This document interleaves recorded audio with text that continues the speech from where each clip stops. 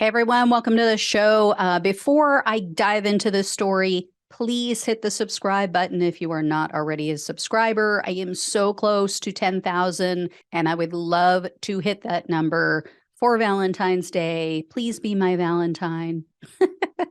Hit the subscribe button if you have not already done so. I would really appreciate it.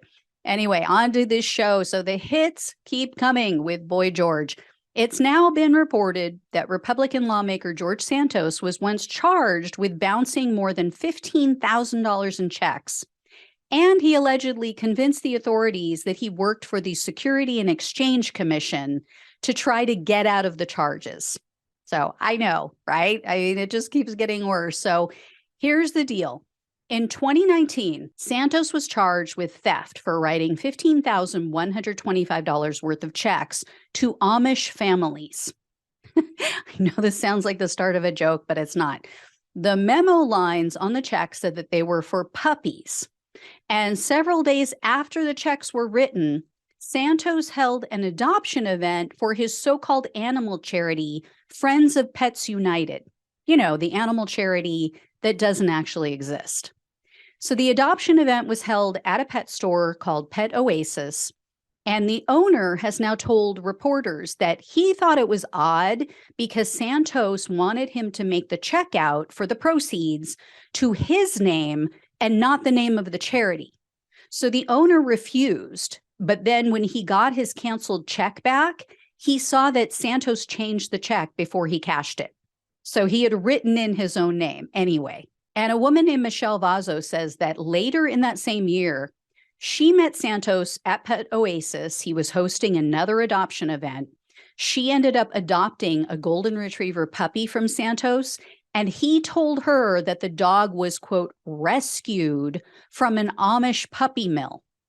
So Santos later asked this Vazo woman, hey, will you help me out with my charity? He asked her to foster dogs. He asked her to coordinate adoption events. She agreed, but she said that later she became disillusioned with him because she fostered about 30 dogs just in 1 month, and Santos only gave her enough money to purchase paper towels. So now one of the Amish farmers has come forward to tell his story about meeting Santos. He says that Santos came to him and he said he wanted to purchase 8 puppies, and he promised to wire this guy $5,000.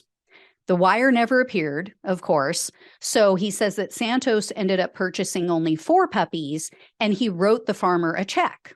And the farmer told the Washington Post, quote, something inside me said I just cannot trust him.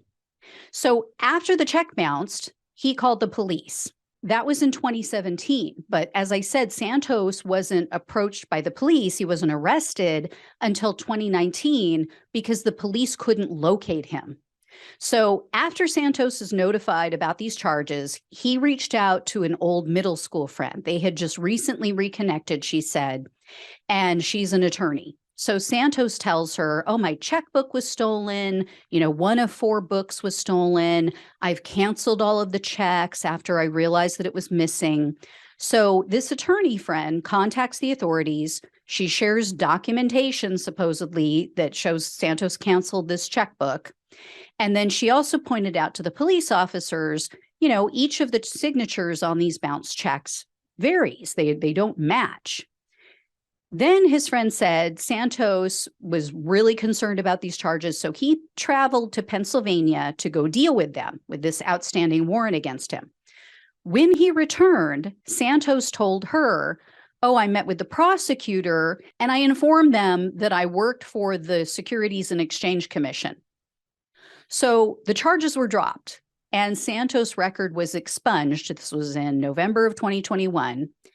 But now his friend, the attorney, is saying she no longer believes his story about the stolen checks. She said that even at the time, she thought it was strange that Santos didn't have his address or phone number listed on his checks, but she just kind of brushed it off. She chose to trust him. What was revealed over the weekend now is that Santos apparently went and paid that one Amish farmer who filed the charges. That's why the charges were dropped, because there's some law in Pennsylvania that if the person makes good and then the aggrieved party, the person filing the charges says, yeah, I'm good, all is well and done, and I've been made whole, they drop the charges. So that's what actually happened. But Santos allegedly stiffed numerous Amish breeders. Unfortunately, the rest of them never bothered to report the bad checks. They just ate it. So the Washington Post reached out to some of these Amish farmers and they showed them photos of Santos, and several of them confirmed that, yes, that was him. That's the guy. That's who ripped me off.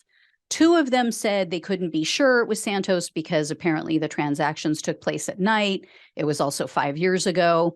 But in total, Santos allegedly wrote 9 checks. He stiffed 9 different Amish farmers and breeders. Who would believe this story, though? Right? I mean, who would believe some random person stole Santos checks and they just happened coincidentally to use them to purchase puppies at the same time that Santos was hosting adoption events at a pet store? And what kind of human garbage is he? Seriously, there are literally millions of dogs and cats that are killed in shelters across this country every single year. Millions every single year because of breeders' greed and irresponsible owners. So Santos exploited animal lovers' compassion by claiming that these animals were rescues, like they came from terrible situations or they came from the pound. Instead, no, he's out there stiffing Amish breeders to make a few $100s at a time off of unknowing dog lovers. Now, to be honest, I have zero sympathy for these breeders. Go sell your baked goods, go sell vegetables and fruit from your land, but stop bringing more unwanted dogs into this world and stop using female dogs like you're their pimps. These are selfish assholes. So I think that we should have a national ban on breeding. I know that's besides the point. And I know that's, not the topic here, but yeah. Well, not while millions are dying, being put to sleep, healthy animals. So anyway, no sympathy for the Amish breeders, but definitely no sympathy for Mr. Santos, who looks like the chickens are coming home to roost. So anyway, guys, when I hear more about Boy George, I will let you know. Thanks so much for watching and listening. Please like, share, and please subscribe. If you can support the show, I greatly appreciate it. It really makes the difference on whether or not it can keep going forward, even if it's a one-time gift. But if you can become a monthly supporter, it is really, really, truly greatly appreciated. So thanks again, guys. Take care, and I'll talk with you soon.